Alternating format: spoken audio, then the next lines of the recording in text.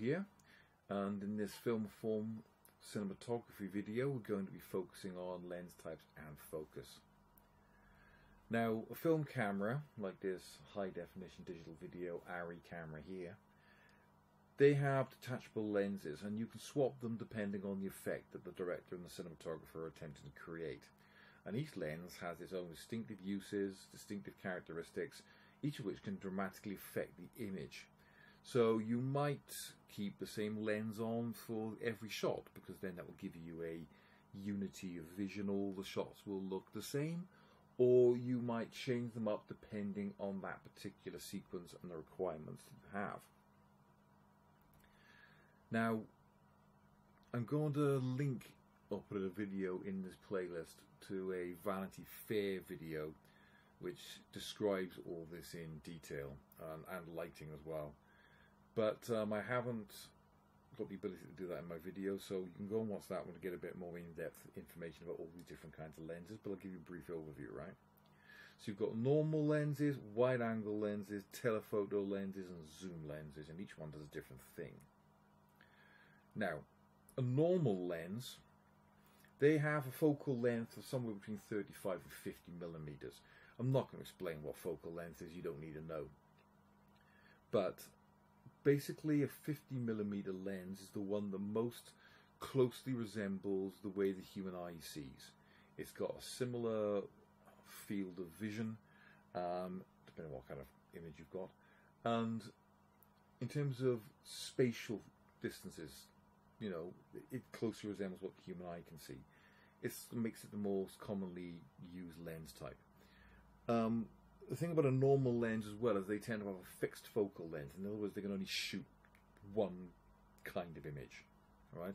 You can't adjust them. You can't zoom in and out like you can on a telephoto lens. So if you want to adjust your image, you have to change your lens.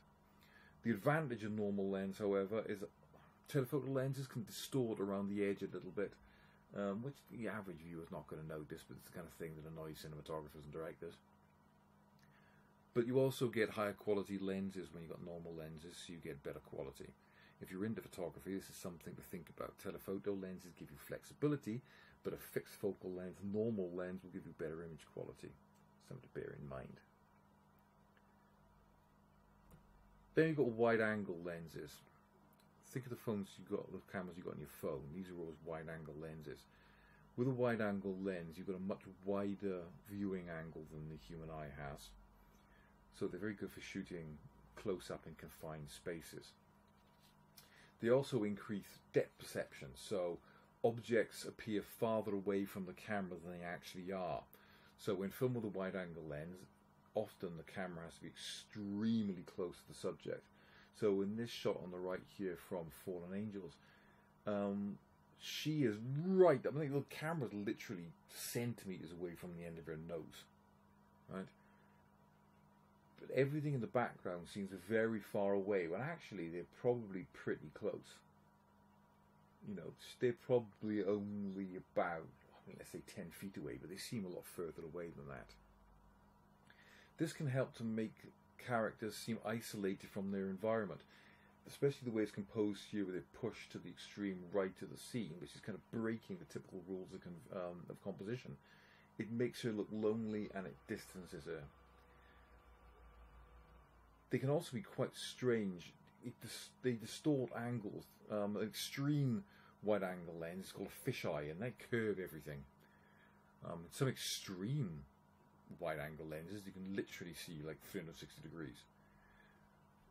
Of course, one of you can see this when she's very close to the camera, and it bulges her face out. It makes her nose look big and her face look more rounded than it actually is. It also makes her hand look huge, even though it's like, you know, it's almost like twice the size of her head, even though it's probably right up against her chin, because that's how the wide-angle lens distorts things.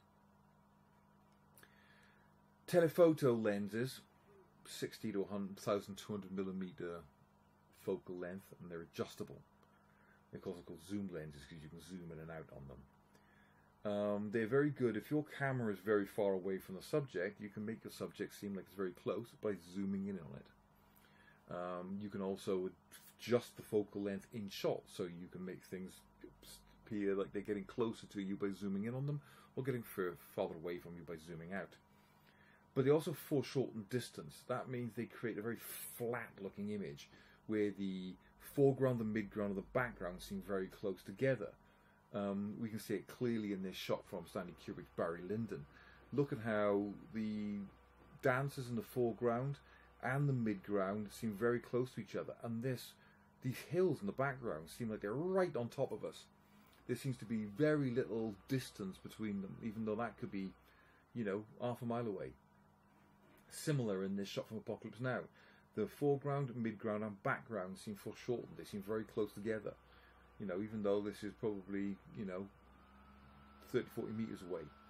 The other thing that telephoto lenses are good for is creating shallow depth of field, which is very difficult on, say, you know, if you look at this wide angle, there's a massive depth of field. So everything from right back in the background here to right up close to the camera is all in focus.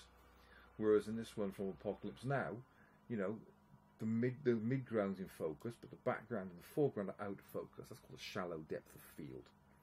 Okay, that's used to draw attention to things because your eye is, you know, drawn to what's in focus.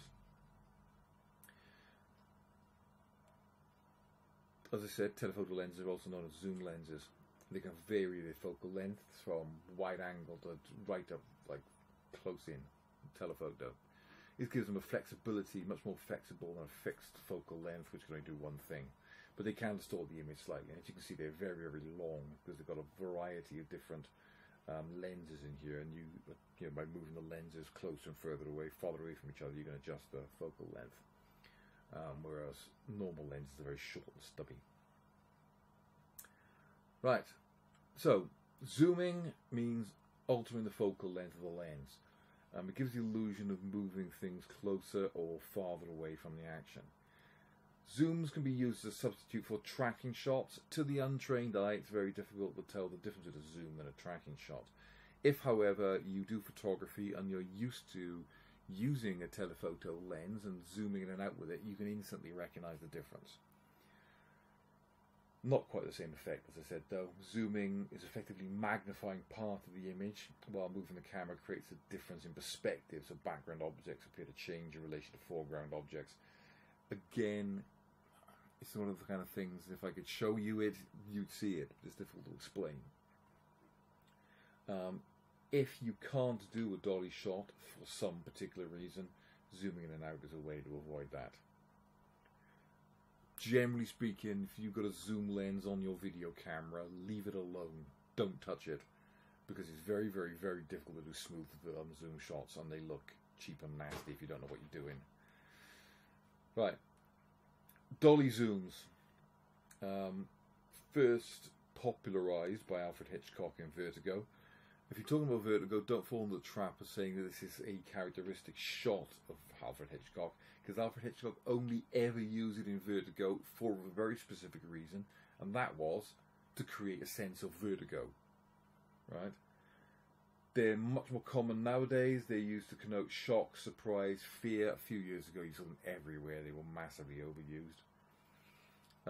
How this works is that the camera tracks backwards while zooming in, or alternatively tracks forward while zooming out. The effect this has is having the subject stay relatively the same size in frame, but it makes the background seem to zoom away or cut closer to you very rapidly. You can do this very slowly, of course, as well, and it creates a sense of confusion, shock, surprise, fear, things like that. So, those are the different lens types and zooms. What about focus? Right, soft focus. Soft focus is where you use a filter to soften the image. This is usually done for what they call glamour shots of actresses or women, because it softens the image and it hides wrinkles and other skin blemishes, and it looks romantic and soft. Nowadays they just use CGI to remove wrinkles and skin blemishes, but back in the day, before they invented computers, they would achieve this by usually having either a special soft focus filter, or simply you could just take a pair of silk stockings or nylon stockings and stretch them over the lens, and that had the same effect.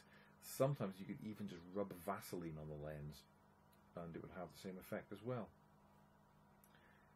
Both of these shots, by the way, as you can see, have a shallow depth of field to make the actress pop from their background. Right. Next. Shallow depth of field. Shallow depth of field is where part of the image is in focus and part of it's out of focus. This allows the main focus of attention to pop, to stand out from the background. So as you can see, in both of these cases, we've got the subject very close to the screen and the background out of focus. Now to achieve this, you need a telephoto lens.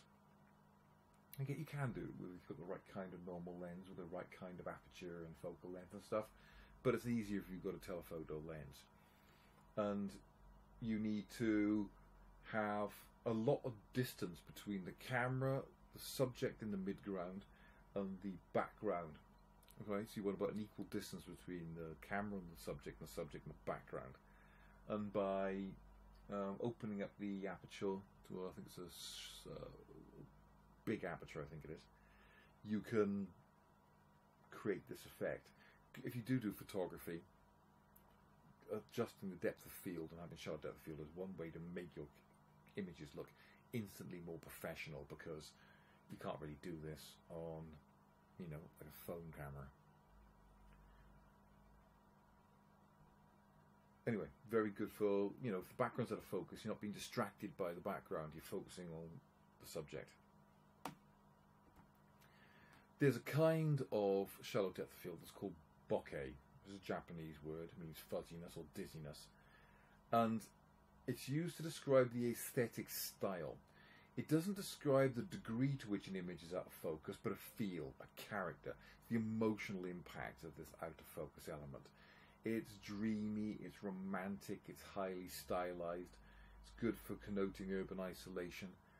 But you see in a lot of YouTube videos, YouTubers like it. If you get the background with a string of like fairy lights and have them out of focus, it's nice. But what distinguishes Bokeh from ordinary shallow depth of field is these big dots of circly light in different colours, often. This makes it Bokeh. That's not Bokeh, that's just shallow depth of field. This is Bokeh because of these things here. Right? So you need a very shallow depth of field to pull that off, but it looks great. This is very, very trendy at the moment. You see it everywhere. I've got kind of Instagram filter kind of feel to it. Now, what's a pull focus? A pull focus, again, needs a well, it doesn't need a telephoto lens, it just needs a focus ring, doesn't it? Right, a pull focus is where you shift the focus from one part of the image to the other. I can't show you this using still photographs, but it's very easy to replicate this yourself. If you hold your finger up in front of your eye and you look at your finger, the background's out of focus. Your finger's in focus, the background's out of focus. If you then look at the background, your finger goes out of focus and the background goes into focus. That's a pull focus. You've shifted your focus from one thing to another. They're sometimes called rack focuses or roll focuses, but it's the same thing. And this is a way of shifting the audience's attention from one thing to another. It's like saying, look at this. Right, got that? Stop looking at this and look at this instead. Pull focus. Depth of field, as I said, what we've seen so far, those were all shallow depth of field. A deep depth of field, or deep focus, is where everything is in shot. Foreground and midground and background. We've seen this one already, but then again, from Apocalypse Now, the soldiers right in the foreground, this tree in the midground, and the helicopters in the background, all in focus. That is deep focus. Generally need a wide angle lens. It makes it easier to do deep focus. So, that is the basics of camera lenses and focus. I'll put that video up, the Vanity Fair one, if you have a look at. There's, you know, goes into more detail on how it works. You don't have to know this stuff. This is more advanced than you need to know, but this is for differentiation, stretch and challenge. If you're interested in film, you know, you need to know this stuff. If you've got any questions, you know where I am, and I'll see you in the next one.